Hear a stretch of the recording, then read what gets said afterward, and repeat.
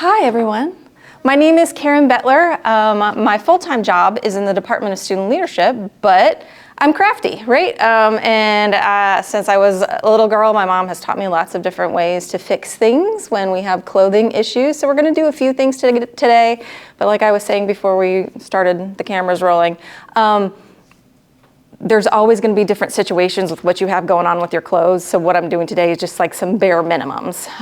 Highly recommend YouTube, but definitely search around because not all YouTube videos are created equal. Some of them are a little more complicated. I like the simple stuff. So I'll be trying to do this as simply as possible today. So today we're gonna sew a button, sew a hole, and if we have time, we're gonna look at a hem, right? So like I know that happens to me a lot. Something will come unraveled here and I'm like, oh, how do I fix that? I don't wanna hang it down. Does that sound good? Yep. All right, let's get started. All right, let's go ahead and get your needle threader out. Let's get a piece of thread out. I'm going to use, because my fabric here is light, I'm gonna use a dark one. Actually, the button is dark too. I'm gonna use this bright orange because that's probably the least likely for something for me to use. Now they're all kind of wrapped in there with each other. Thread is very fiddly. So go ahead and give yourself a good long length of thread. We're gonna get maybe 2 feet. Way better to have more thread than you need than not enough thread. So unravel that yarn. I'm also a crocheter, so I'm gonna probably say yarn more than I should. Get that thread, give it a snip. My scissors is already deformed. I'm a little too rough with it. That's my fault. Okay, so you've got your thread, needle threader.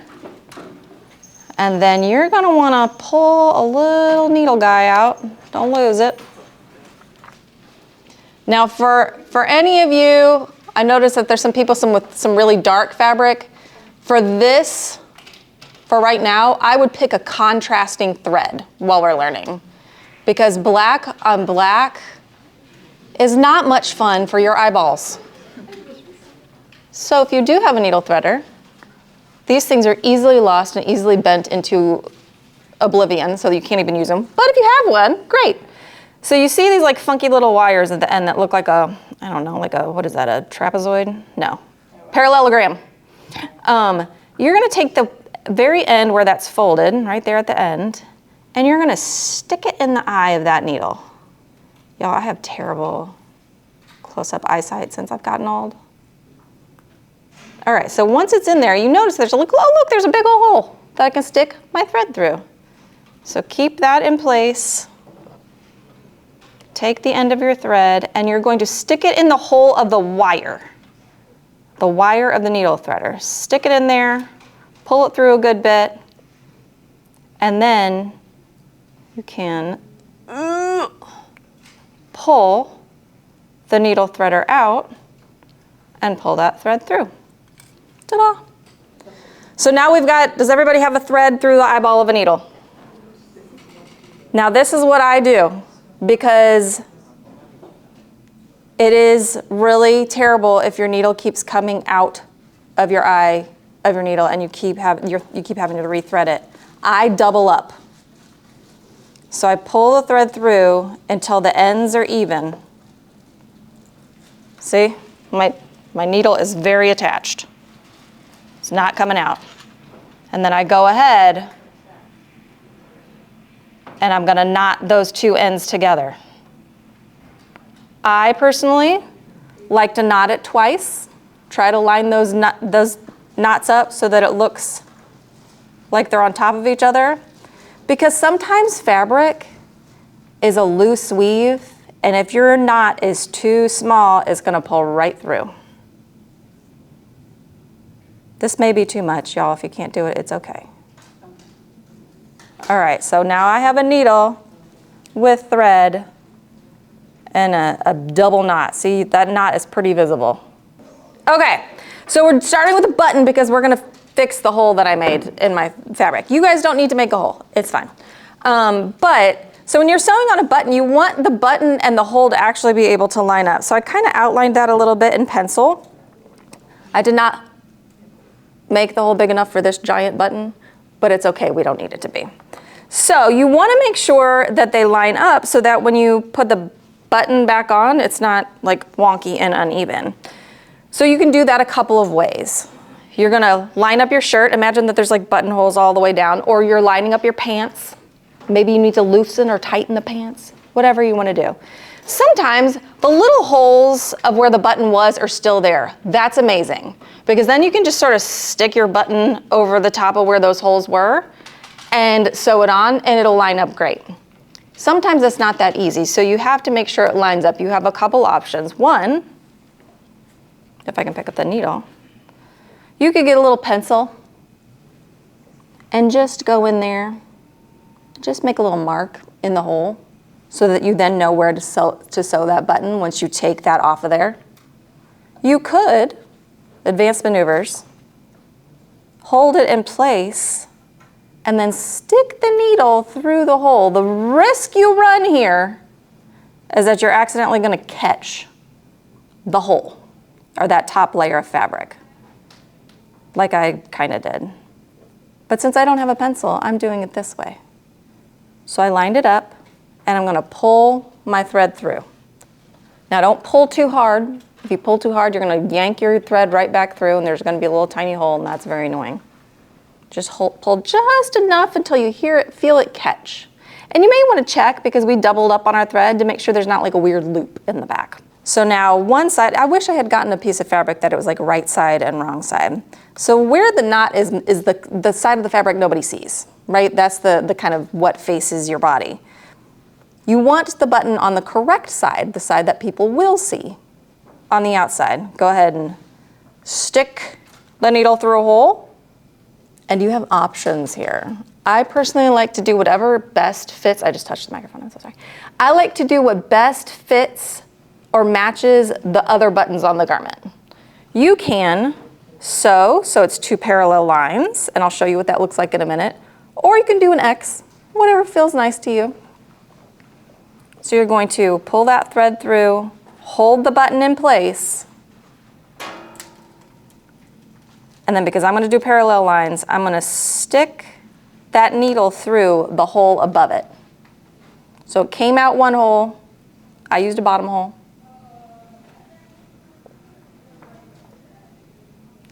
Now don't pull it too tight yet, because I do have a note here. Depending on what you're sewing the button to, so is this a pair of pants, is this a shirt? If it's a shirt, you're fine to go ahead and just pull that through, because a shirt's not super thick. But if you have a pair of pants, or you say have a thicker shirt or even a coat, you wanna make sure there's a little space, and there's a couple ways you can do that. One, you can take one of your pins and you can just sort of hold it. I don't know if I recommend a pin for this, but that's what we have. You can also use a toothpick. You're gonna hold that in place while you go ahead and make a few, okay, I can't, hold on. There's a lot of poking and hunting, y'all. Well, I go ahead and start where I came up again. Go through the bottom hole, go through the top. You're gonna do that like 5, 6 times. Oh my gosh. Sometimes if you can't find the hole, you can turn it back over and check. That's 3. I'm definitely, I'm gonna put more stitches in. So you're going up the bottom, down through the top. Oops. And this is what happens when I look up. Keep your eyes on your work at all times, because I looked up. And when you have one side finished, depending on if you're doing a cross or parallel, you can do the same thing. You come up through the back, the wrong side. Let's see if I can get closer. Whoop. It's so blurry. But I'm coming, oh, and it's reversed. You're going up through the back on one hole and down through the front on the right side of the fabric. You're making loops. So now you're gonna turn it over to the back, and it's probably gonna look a little crazy. See, that looks a little crazy right now. What are we gonna do? And what I like to do here is I take my needle and I just run it under that oh my gosh, the loops that are back there. Run it under there, pull it through. And then I come around to the same place I went in when I pulled it under another time, and I've got a loop here. So see this little loop I just made because I went around the circle, around the track? Do we have a loop? Okay, so now we're gonna take our needle, take the bunny, go through the loop, and pull it tight.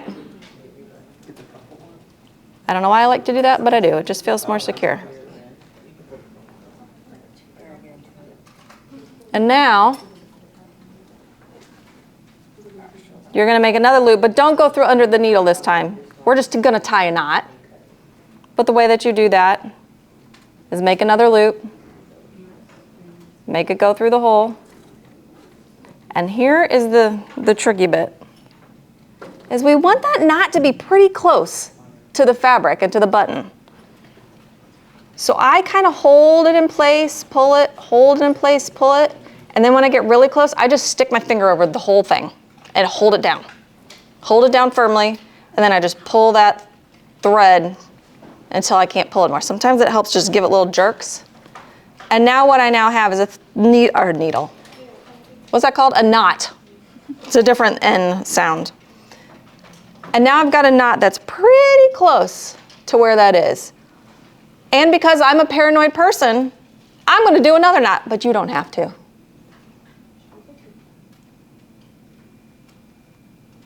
Did it again, just made a little loop. All right, once you've knotted it, you're gonna take your little scissors. Oh my gosh, the scissors is just chewing the thread. There we go. And we cut it off. And now you have your button. Okay, are we ready to fix a hole? Again, thread your needle, knot it at the end. You're gonna double up. It's gonna be a double layer. See how you can sort of see double layer? Make the ends match, knot it. The more open weave or the looser the weave in your fabric is, the more knots you're gonna want. Shout out to my grandma. I'm gonna put my fabric is extremely cuckoo for Cocoa Puffs. So like, can you guys see how that's very frayed? This is, if this were a hole, just for our purposes, I'm gonna sew it. If this were really a hole in this kind of fabric, I would not sew this because this is gonna be extremely obvious where I have fixed it. Because the deal about holes and the fabric that the hole is in is depending on how you fix it, you could make the hole worse because the thread could potentially pull right through and you end up having a hole that's even bigger. So if your fabric is like this kind of, I don't even know what to call this. It's obviously polyester because of the way it's fraying. And I don't mean that in a derogatory way. But if this were t-shirt material, this would work way better. I just don't have t-shirt. If anybody's got t-shirt material in front of them, fantastic. This method I'm about to teach you is great. It will super work. Pretend you have a hole in your fabric. You can try to cut a hole with this scissors, but good luck.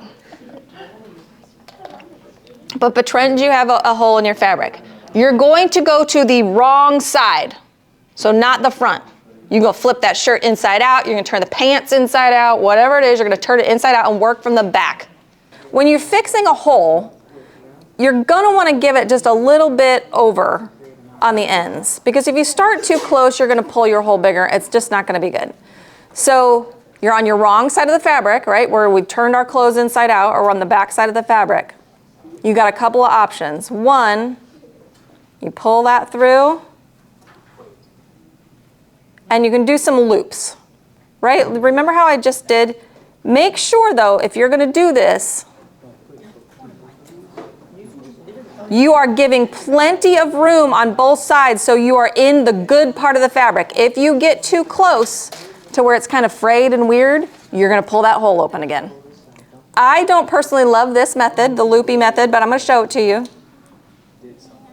You just kind of go around in circles. Go through one side.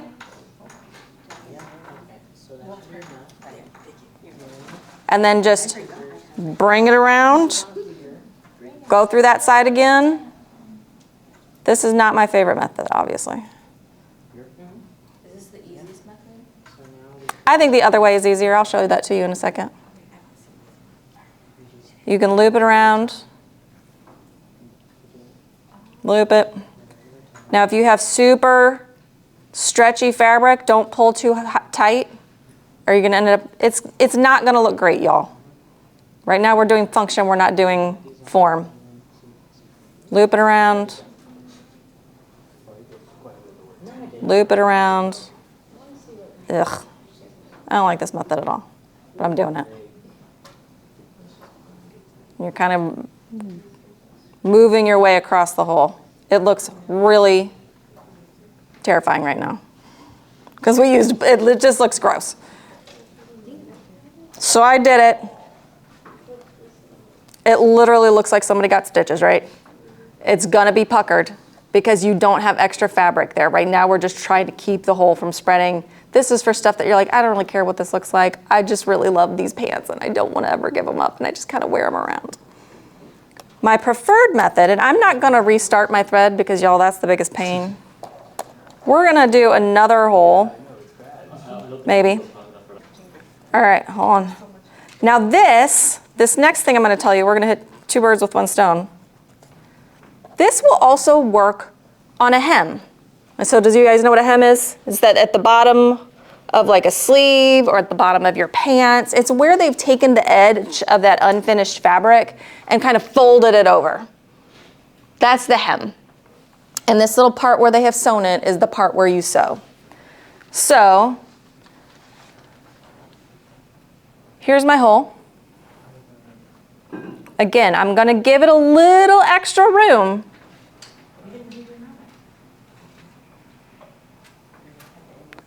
So I've pulled the thread through.